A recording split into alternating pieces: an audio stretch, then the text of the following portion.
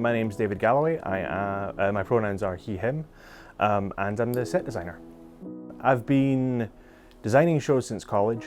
I got my bachelor's in performance, but I think during my junior year, one of my friends needed a designer for a senior piece, and I thought, cool, why not? And then that just kind of led to more shows, and moved to Memphis to study design at U of M.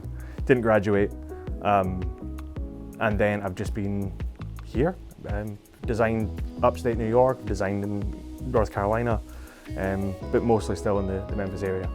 Generally, I'll start just by giving the script, a good reading. I try not to keep like a notebook or anything nearby. I just want like a nice, pure, clean look at the text and just see what comes out from there. After that, I'll probably just start with some initial sketches. Usually research, compiling images, trying to figure out, what things are out there in the real world that sort of match up with what I'm seeing for the show.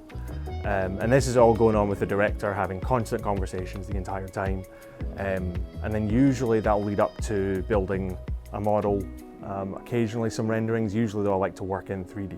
I designed Eurydice in there a few years ago, and that was done in an alley configuration, so I really love doing that in that space. And I feel that especially for shows in the Memphis area, breaking that proscenium and trying to bring people into the theatre space more.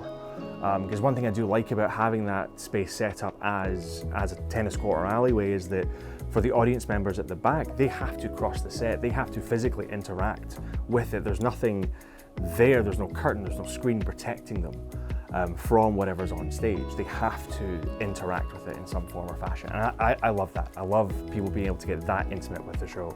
Working with Tony, we knew that we had to have a stage area, we knew we had to have a bar area, and then we had to have this other room that was there. We knew it was there, they had to get access to it, but wasn't always the focus of every scene. We tried to plot it proscenium-wise at first, and then it just kind of clicked. Once we did it tennis court style to where we've now got appropriate space for each thing and it doesn't feel forced. There's sort of a nice flow through to it.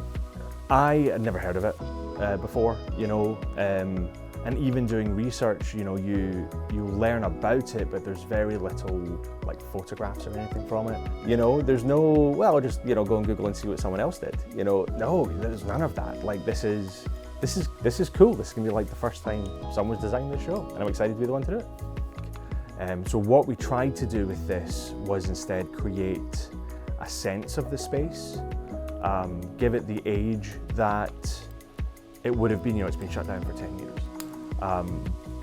But the one sort of twist we made was that the actual stage area itself is pristine.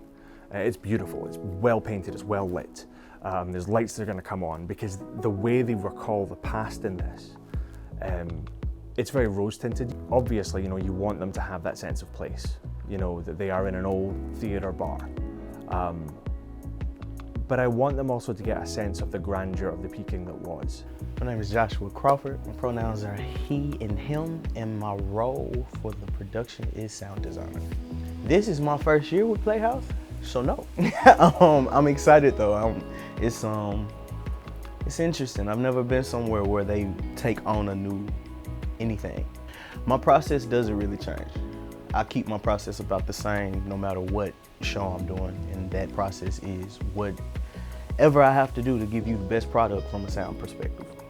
Okay. So with it being at TheatreWorks, because it's a smaller space, it's just adjusting the way that I hear things. Because being at Playhouse or even at Circuit, it's a wider space, so you have more room to like figure out how loud something should be, this, that, and the third. But with TheatreWorks, it's interesting because it's a black box. The goal is to make it feel as if though wherever the setting is or whatever is happening within a moment during the play, you feel like you're sitting in that room with that person.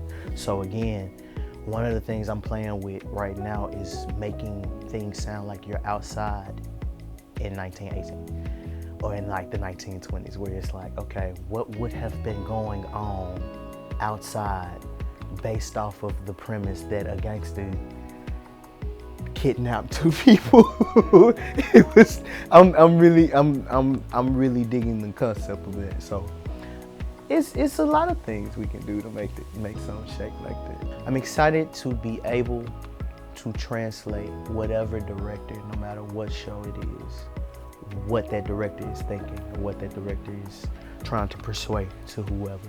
The goal right now is figuring out the best way to make it as silent as possible.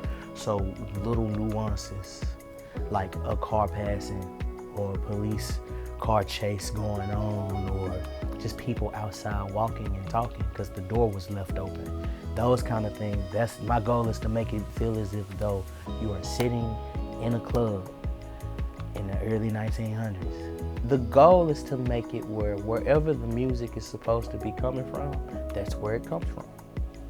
So say for instance, if we got a radio on stage, the music is gonna be coming from that radio.